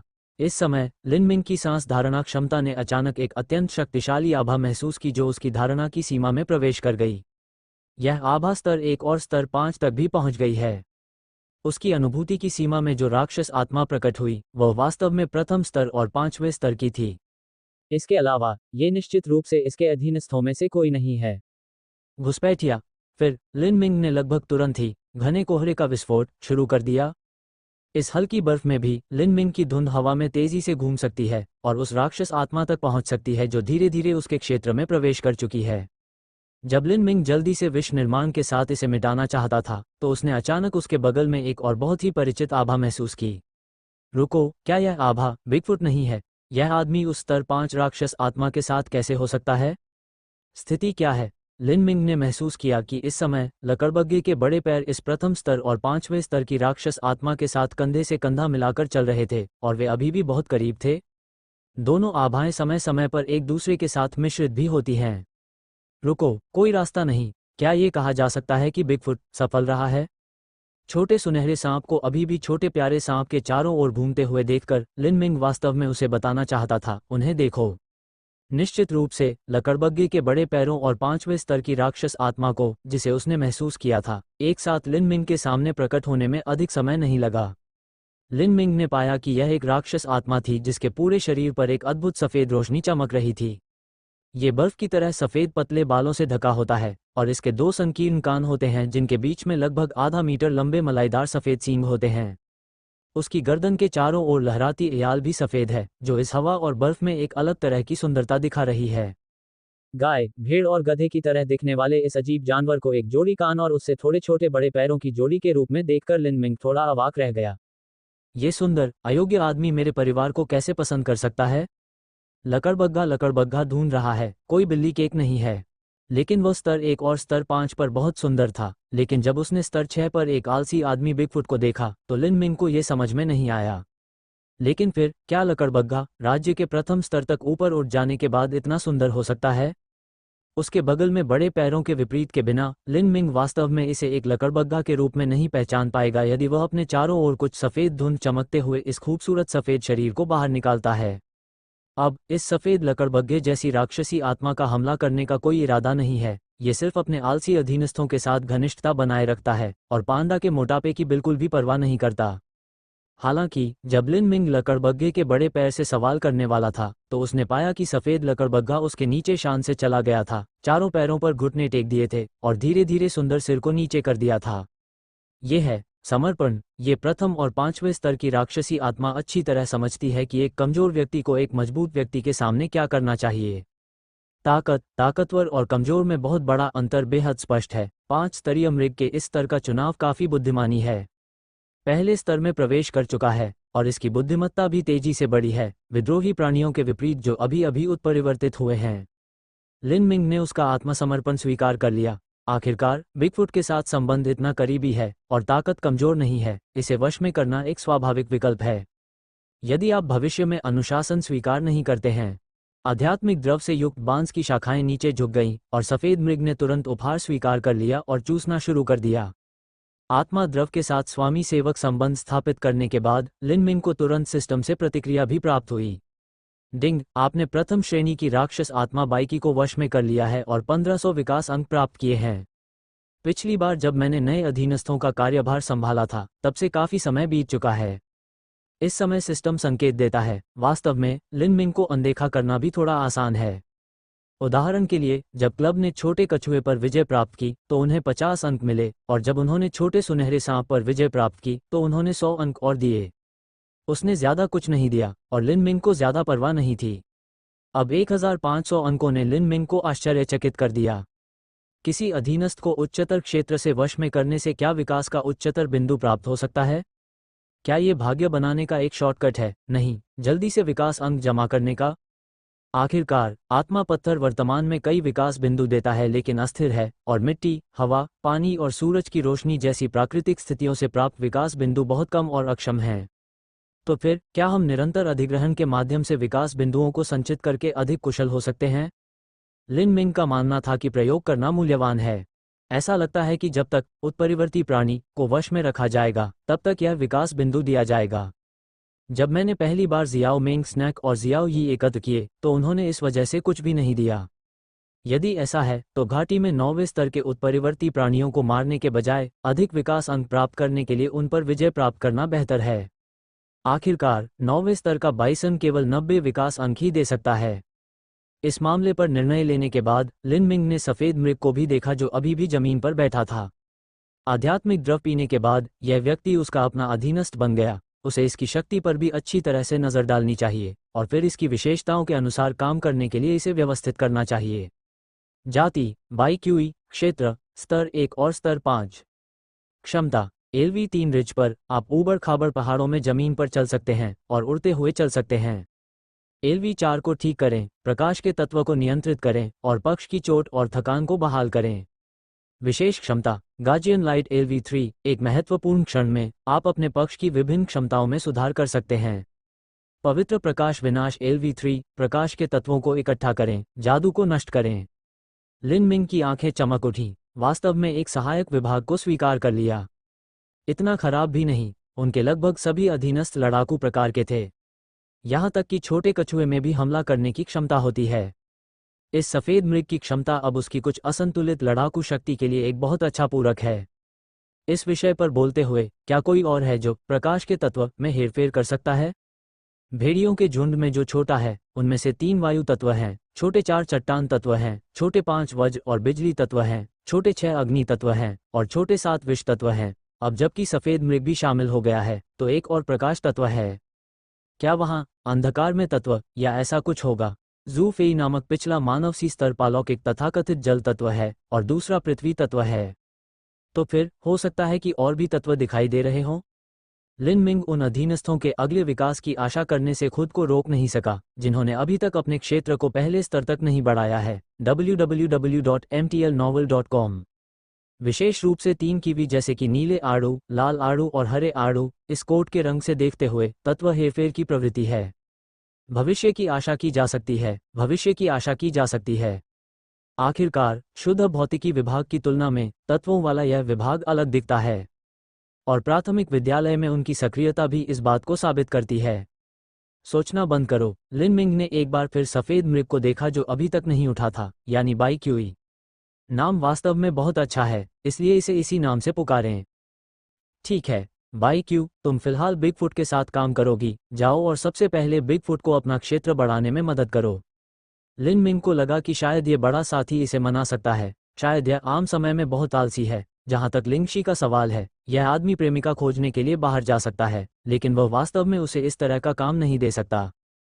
कार्यकुशलता बहुत कम है, मास्टर, समझिए। बाई क्यूई धीरे से उठा, लिन मिंग की ओर अपना सिर नीचे किया और धीरे धीरे पीछे हट गया और अंत में अपने बड़े पैरों के साथ जंगल में चला गया।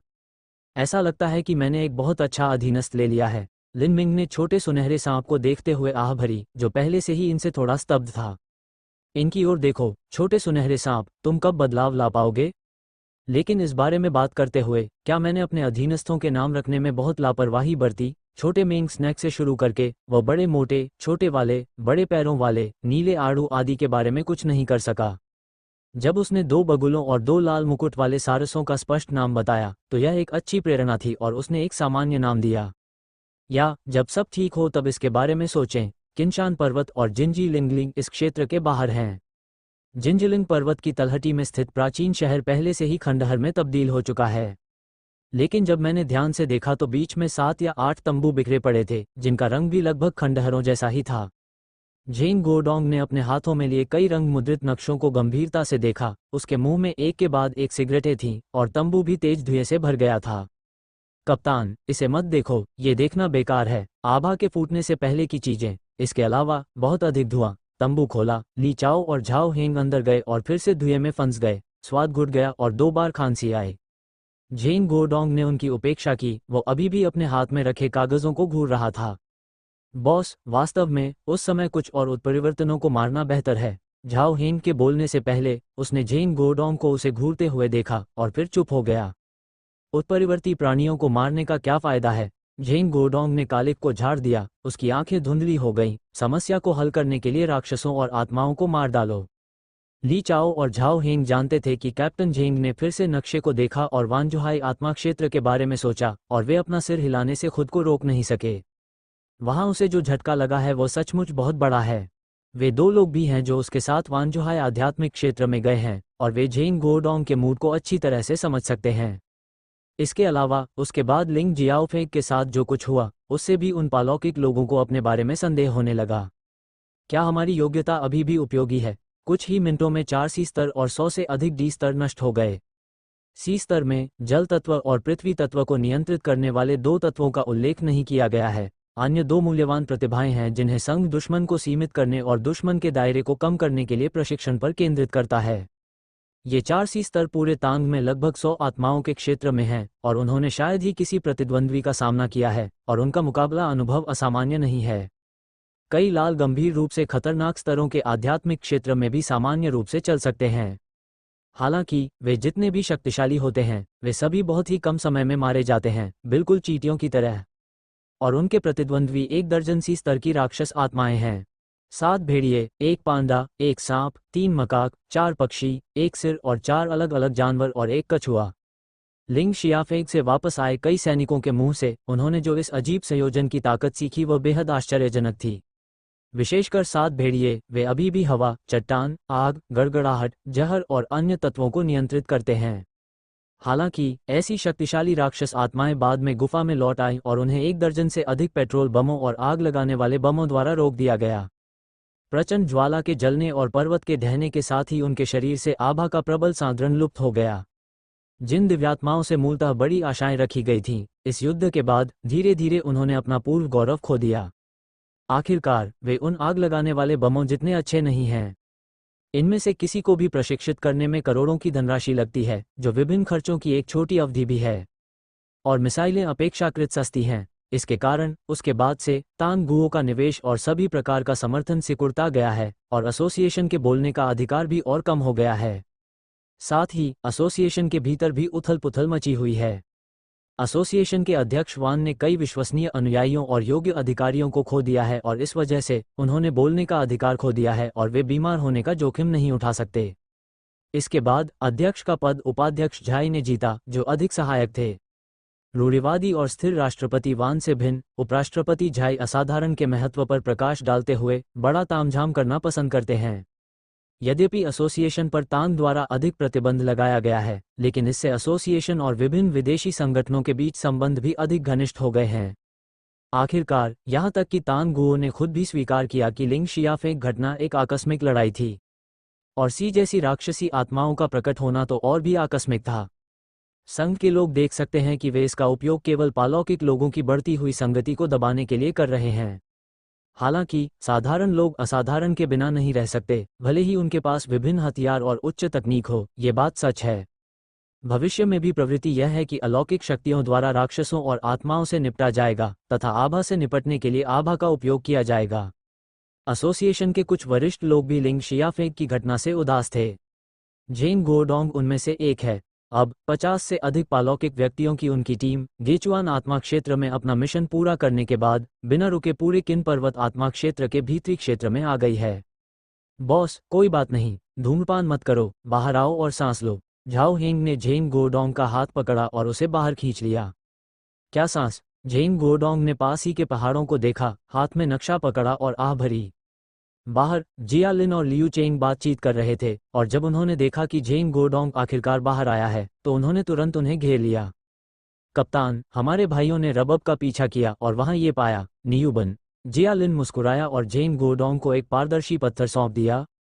जेन गोडोंग ने अपना सिर झुकाया और घोड़े के आकार के रबब पर नजर डाली, मुस्कुराया, तंबू में वापस गया और सूखे मांस का एक बड़ा टुकड़ा निकाला और उसे उसमें फेंक दिया। रुबाब, अधिक खाओ और अधिक पाओ। वह हंसा। रबब ने झुककर अपना बड़ा मुंह खोला और सूखे मांस को दर्जनों किलोग्राम में काट लिया, अपनी पूंछ हिलाते हुए बाहर भाग गया। उसके हाथ में लिंगशी चमक उठी और जेन गोडोंग ने इसे फिर से झाओ हेन को सौंप दिया। इसे पहले अपने बैग में रखो। www.mtlnovel.com। यह महत्वपूर्ण क्षण में आपकी क्षमता पर निर्भर करता है। झाओ हेंग ने सिर हिलाया और आत्मा पत्थर को तंबू में ले गया। टीम जेन, आपने कहा था कि शीर्ष पर रबब जैसे अधिक स्पिरिट बीस्ट को लाना अच्छा रहेगा। ये हमारी टीम है। इसका पता लगाना, गश्त करना, सहायता करना और यहाँ तक कि स्पिरिट स्टोन को उठाना भी आवश्यक है। यह एक पर्याप्त नहीं है। लियू चेंग ने रबब को देखा जो दूरी पर सूखा मांस खा रहा था। थोड़ा अफसोस हुआ। जेन गोडोंग ने भी रूबब को देखा। कौन नहीं चाहता? हमारे पूरे संघ में केवल 6 हैं। देश भर में 300 से अधिक टीमें नहीं हो सकती हैं। हमें इसे स्वयं उपयोग करने दें। हाँ लियू चेंग, तुम समझ नहीं रहे हो। मैंने इसे वहां देखा है। इस तरह के आत्मिक जानवर को पालना बहुत मुश्किल है। ली चाओ ने इशारा किया। प्रशिक्षण का माहौल एक नारंगी खतरे के स्तर का आध्यात्मिक क्षेत्र होना चाहिए। हजारों हजार लोग सैकड़ों कुत्तों को लाते हैं और कुत्तों को आध्यात्मिक क्षेत्र में खुद से रहने देते हैं और फिर उनके स्वाभाविक रूप से प्रजनन करने का इंतजार करते हैं। जो कुत्ते पैदा होते हैं उनमें 1000 में से सिर्फ 1 या 2 ही आभा वाले हो सकते हैं। सच में? क्या साधारण कुत्ते आत्मा पत्थर को छूकर आत्मा जानवर नहीं बन सकते? जिया लिन ने भी आश्चर्य से पूछा। ये बहुत आसान है। जेन गोडोंग ने एक और सिगरेट ली और उसकी उंगली पर एक लौ चमक उठी। इतने सारे आत्मिक जानवर हैं और हम अलौकिक प्राणियों के साथ क्या समस्या है? पीछे की कमान में बैठो और उन्हें राक्षसों और आत्माओं से लड़ते हुए देखो। क्या ये खत्म नहीं हुआ?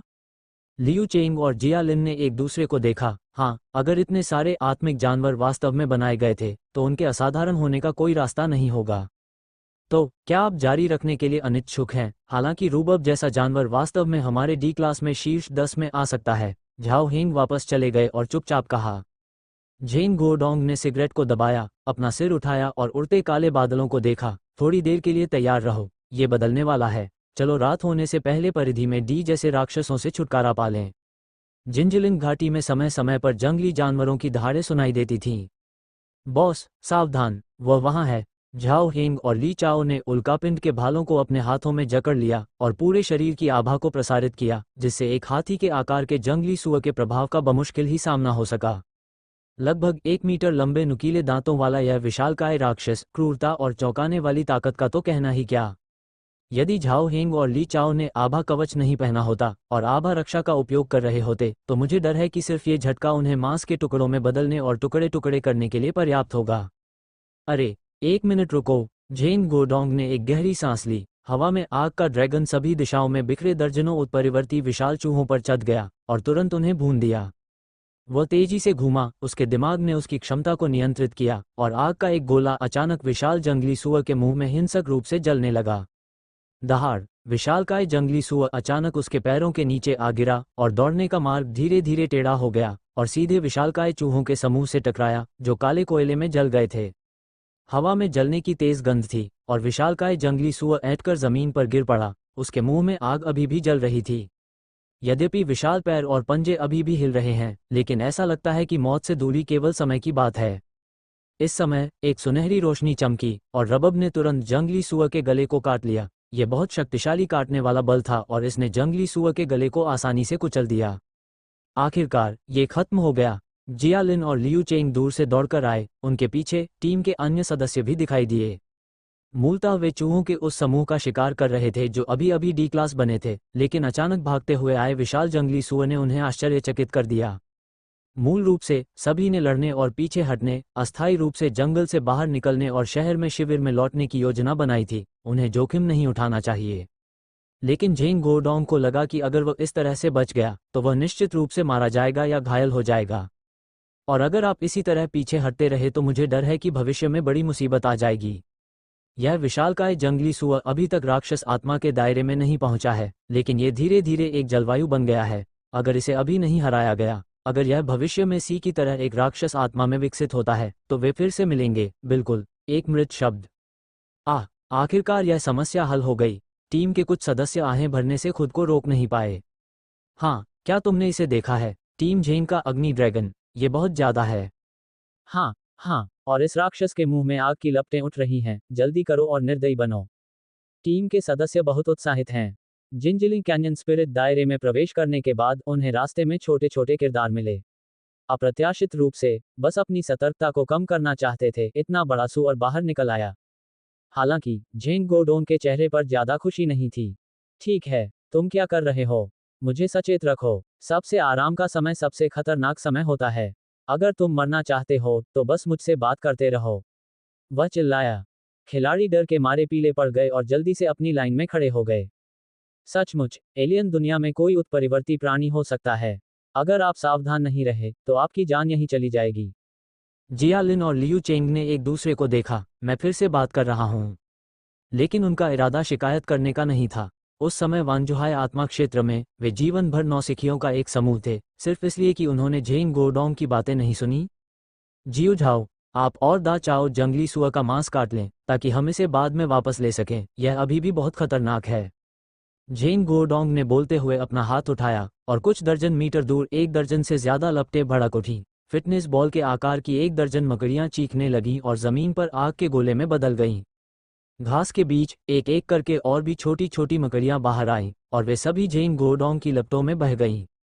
टीम के सभी सदस्यों के चेहरे पसीने से तर थे। जेन गोडोंग के बिना उनमें से किसी पर भी इस मकड़ी द्वारा हमला नहीं किया जाता अगर वे बदकिस्मत होते। जेन गोडोंग को टीम का नेतृत्व करते हुए आध्यात्मिक क्षेत्र से बाहर निकलने और शिविर में वापस आने में लगभग 1.5 घंटे का समय लगा।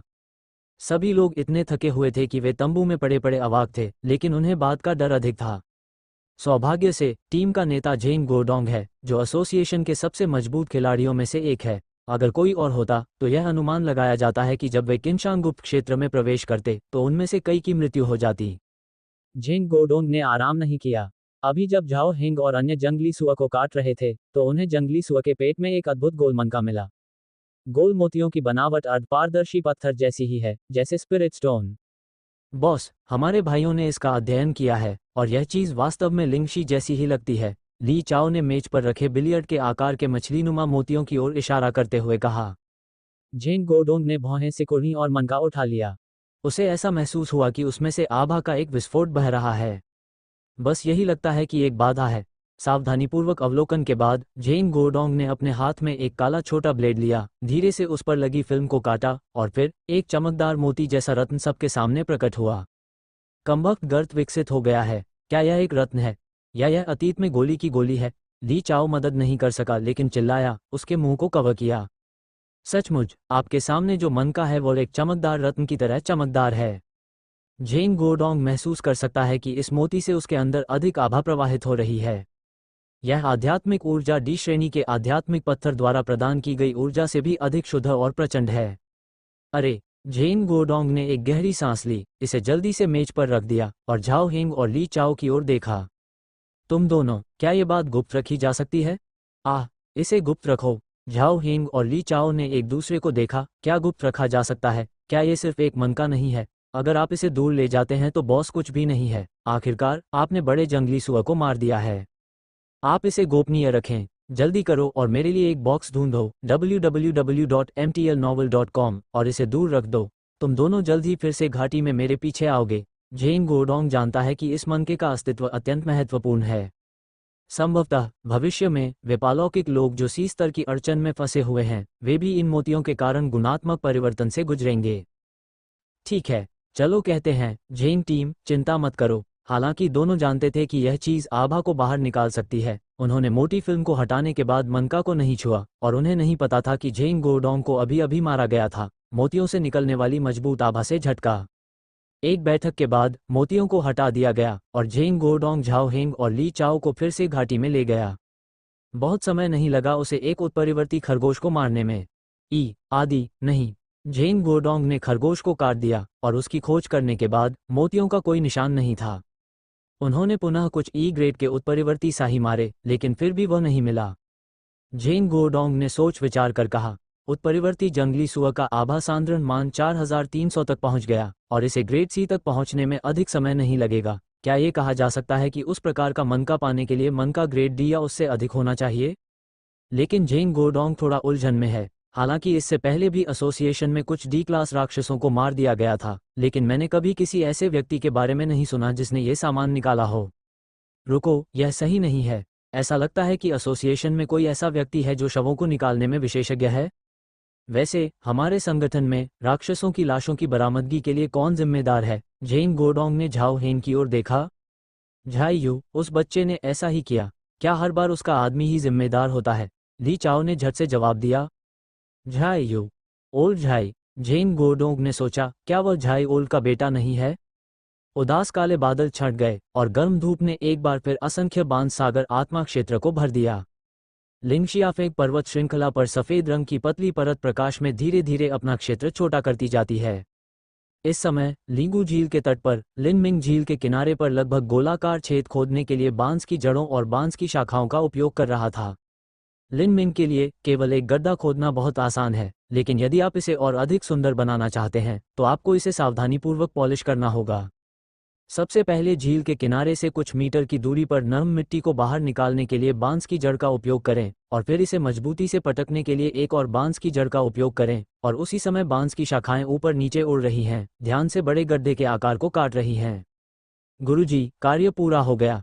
पांडा फैटी ने अपनी बाहों में आध्यात्मिक फल और आध्यात्मिक घास का ढेर रखा और झील के किनारे बड़े गड्ढे को देखा। वास्तव में समझ में नहीं आया कि मालिक क्या करने जा रहा था। ये स्पिरिट फल और स्पिरिट घास ही थे जिन्हें लिनमिंग ने बिग फैटी से ढूंढने के लिए कहा था। पिछली बार दा पांग ने इन्हें पाया और उन्हें चिन्हित किया। लिनमिंग ने उन्हें वहां जाने और समय समय पर कुछ वापस लेने के लिए कहा। खैर, लिनमिंग ने ब्लू पीच की बात सुनी और उन्होंने कहा कि वहां बहुत सारे स्पिरिट फल और स्पिरिट घास थे। लिनकाओ का निपटान अभी भी पुराने तरीके से ही होता है। लिनमिंग ने बांस की शाखाओं का इस्तेमाल करके कुछ छोटे छोटे छेद खोदे, फिर उनमें स्पिरिट घास लगाई और फिर बांस की शाखाओं का इस्तेमाल करके उन्हें सींचने के लिए पानी निकाला। स्पिरिट घास, जिसे मैंने पहले कई बार लगाया था, पहले से ही उसके किनारे की नर्म मिट्टी पर कब्जा कर चुकी है। लिन मिंग ने इन चीजों को, जिनमें बहुत अधिक आध्यात्मिक ऊर्जा होती है, यहाँ केवल रोकना ही नहीं किया, बल्कि समय समय पर उन्हें आध्यात्मिक तरल और कुछ पानी से पतला किया और फिर उन्हें पानी देने के लिए बांस की जड़ का उपयोग किया। टीम में घास खाने वाले केवल हाइना, बिगफुट और व्हाइट क्यूई हैं। बाकी लोग मूल रूप से मांस खाने वाले हैं। आध्यात्मिक घास का ये टुकड़ा कटाई की जल्दी में नहीं है। हो सकता है कि भविष्य में कोई नया चरने वाला वंश हो, नीचे शामिल हों। जहां तक आत्मिक फल का प्रश्न है, इसे वितरित करने के तरीके पर चर्चा करने से पहले अन्य अधीनस्थों के बाहर से वापस आने की प्रतीक्षा करें। लिन मिंग अभी भी पहले की तरह ही काम कर रहे हैं, अधीनस्थों को विभिन्न कार्य सौंप रहे हैं। शियाई ने भेड़ियों के एक झुंड के साथ साथ बगुले, लाल मुकुट वाले सारस, छोटे प्यारे सांपों और छोटे सुनहरे सांपों के साथ इस वानजुहाइलिंग के बाहर टोह लेने का काम किया। वे सभी एक दूसरे से परिचित हैं, वे कई लड़ाइयों से गुजर चुके हैं और वे बहुत अच्छा सहयोग करते हैं। और छोटे मेंग सांप और छोटे सुनहरे सांप को जोड़कर, जो बहुत शक्तिशाली लग रहे थे, लिन मिंग को और अधिक राहत मिली। पिछली बार लिंग शियाओ पीक आध्यात्मिक क्षेत्र के लोगों के बीच बातचीत में और इनाम के शिकारियों के मुंह से उन्होंने सिल्वरफिश माउंटेन नामक आध्यात्मिक क्षेत्र का उल्लेख किया था। ऐसा कहा जाता है कि वानजुहाई आध्यात्मिक क्षेत्र से पूरे 50 किलोमीटर की दूरी है, लेकिन अधीनस्थों के लिए 50 किलोमीटर कुछ भी नहीं है। लिन मिंग की जड़ प्रणाली वहां तक नहीं पहुंच सकती थी, इसलिए वह केवल उन्हें वहां भेज सकता था। इसके अलावा एक और बात है जो लिन मिंग को बहुत चिंतित करती है कि बाई क्यू को यन्यूशान आध्यात्मिक क्षेत्र से आना चाहिए था। जब बिगफुट इसे लेकर वापस आया तो लिन मिंग की धारणा वास्तव में उसी दिशा में थी। लिन मिंग ने बाई क्यूई से सीखा कि उस समय ये गलती से आध्यात्मिक क्षेत्र के किनारे के पास बड़े पैर से टकरा गया था और इसे इस 10,000 बांस समुद्र आध्यात्मिक क्षेत्र में लाया गया था। इसने लिन मिंग को भी थोड़ा अवाक कर दिया। इस हाइना बिगफुट का सह लेखन अभी भी एक प्रेम ऋषि है और जब वह आया तो उसने इस स्तर 5 की सुंदरता का अपहरण कर लिया। जाहिर है ये छठे स्तर का महल है। बाई क्यूई के अनुसार जिस आध्यात्मिक क्षेत्र में ये स्थित है वहां बहुत अधिक शक्तिशाली उत्परिवर्ती जीव नहीं है। लिन मिंग इस बारे में बहुत चिंतित नहीं है। यदि हैं तो मनुष्य जल्द ही कार्रवाई करेंगे। क्या लिंग शियाफेंग सिर्फ एक उदाहरण नहीं है? इंसानों ने शियाई जैसे पहले दर्जे के जीवों से निपटा और उन्हें सीधे आग लगाने वाले पेट्रोल बमों से निशाना बनाया गया। शेष अधीनस्थों में विशाल पांडा और 3 मकाक आमतौर पर वानजुहाई स्पिरिट दायरे में स्पिरिट स्टोन की खोज करते हैं और कभी कभी वे स्पिरिट फ्रूट और स्पिरिट ग्रास उठा लेंगे। वे अपनी बुद्धि और हथेलियों के साथ सीधे खड़े हो सकते हैं। विशेषताएं ये करने के लिए सबसे उपयुक्त है। लेवलिंग समूह को 2 समूहों में विभाजित किया गया है। एक समूह बिगफुट और बाई क्यूई है, जिसके बारे में कुछ भी कहना नहीं है। दूसरे समूह में अभी भी लिंक्स अफेई है, जो 2 गीदड़ों और विशाल भालू पूर्णिमा का नेतृत्व कर रहा है, लेकिन इस बार एक अतिरिक्त छोटा कछुआ भी है। छोटे कछुए के दायरे में बहुत धीरे धीरे सुधार हुआ है, लेकिन इसे स्थिर माना जा सकता है। ये चौथे स्तर पर पहुंच गया है, लेकिन इसकी ऊंचाई थोड़ी सी भी नहीं बढ़ी है, यानी कछुए के खोल पर पैटर्न में सोने के कुछ और छल्ले हैं। लिन मिंग का मतलब था कि वह उसे दोनों टीमों के पहले स्तर में प्रथम रैंक पर पदोन्नत करना चाहते थे। अन्यथा यदि वे हमेशा पीछे रह जाते हैं तो वे सबसे पहले घायल होंगे, या जब उन्हें लड़ना होगा तो वे सबसे पहले कुत्ते होंगे। बगुले और लाल मुकुट वाले सारस, इन चारों ने 9वीं रैंक में प्रवेश किया। लिन मिंग चिंतित नहीं था। शायद इस बार वो बैयू पर्वत पर जाने के बाद पहली रैंक में प्रवेश करेगा। मास्टर, ये दापांग ने अभी भी लिन मिंग द्वारा खोदे गए गड्ढे में रुचि व्यक्त की। चलो इसे किनारे पर खड़े होकर देखते हैं। लिन मिंग ने उनमें से एक को खोदने के बाद उसने लौकी की तस्वीरें लीं और झील के दूसरी तरफ एक बड़ा लगभग गोलाकार गड्ढा खोदा। हालांकि खुदाई करने के तुरंत बाद लिन मिंग को अचानक एहसास हुआ कि उसने गलती की है। ये खराब हालत, बहुत परिचित। लिन मिंग को अचानक याद आया कि जब उसने बाढ़ के बाद प्रथम क्रम लिगु आकार में प्रवेश किया था, तो क्या ये यही नहीं है? उस समय सुंदरता के लिए मैंने जानबूझकर झील के आकार को अंडाकार आकार में बदल दिया था, लेकिन अब ये 2 अंडाकार आकार के गड्ढे लिंगू झील के तल पर स्थित हैं। बांस की जड़ें फैल गईं, जिससे दोनों छोटे अंडाकार गड्ढे थोड़े बड़े हो गए और परिणाम एक जैसे लगने लगे। यह अपमानजनक है। भविष्य में मानव आत्मा का पता लगाने वाले उपग्रह झील का आकार देखकर क्या कहेंगे? इसके बारे में सोच रहा हूँ। www.mtlnovel.com, इससे कोई फर्क नहीं पड़ता। वैसे भी यह उनके लिए नहीं है। पांडा फैटी ने बाईं और दाईं ओर के 2 बड़े गड्ढों को विचारमग्न होकर देखा।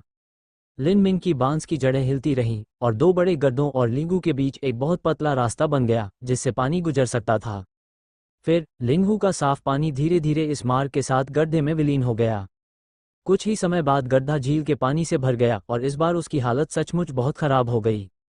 लिन मिंग नहीं रुका। कुछ बांस की जड़ें बाहर फैली हुई थीं। अपनी अंतिम पुनर्जनन क्षमता का उपयोग करते हुए उन्होंने उन्हें विशाल जाल में बदल दिया। लीगू झील में कुछ बार हिलाए जाने के बाद उन्हें ऊपर उठाया गया और सैकड़ों बड़ी और छोटी मछलियां तुरंत दिखाई दीं। लिन मिंग ने जांच की और अंदर से कुल 40 मछलियां निकालीं और दोनों गड्ढों में से प्रत्येक में 20 मछलियां डाल दीं। इन मछलियों की सभी प्रकार की प्रजातियां हैं, लेकिन लिन मिंग को इसकी परवाह नहीं है। वो जो करना चाहता है वो एक सरल प्रयोग है। लिन मिंग ये देखना चाहता था कि क्या उसकी खेती के तहत इन मछलियों में कुछ उत्कृष्ट व्यक्ति हैं। पूरे 10,000 बांस सागर आत्मा क्षेत्र में जो लोग आकाश में उड़ते थे और जमीन पर दौड़ते थे वे पानी में तैर रहे थे, और इस पानी में मंच में प्रवेश करने वाला कोई नहीं था, भले ही मंच में प्रवेश करने वाला कोई न हो। इससे पहले उसने जो आदमखोर विशालकाय कैटफिश को मारा था, वो स्पिरिट झील में एकमात्र ऐसी कैटफिश थी जो मंच पर आई थी। एक के बाद एक लिन मिंग की सांस की धारणा उसने इस आत्मा झील में इससे बेहतर कभी नहीं देखा। लिन मिंग का विचार वास्तव में बहुत सरल है। उनके कई अधीनस्थ जमीन पर दौड़ रहे हैं और आकाश में उड़ रहे 2 बगुले और 2 लाल मुकुट वाले सारस भी ठीक ठाक हैं, लेकिन मैंने अब तक पानी में तैरना नहीं सीखा है। भविष्य को ध्यान में रखते हुए लिन मिंग को जल्दी से एक पानी के नीचे की सेना स्थापित करनी होगी। कौन जानता है कि भविष्य में इसका उपयोग होगा या नहीं।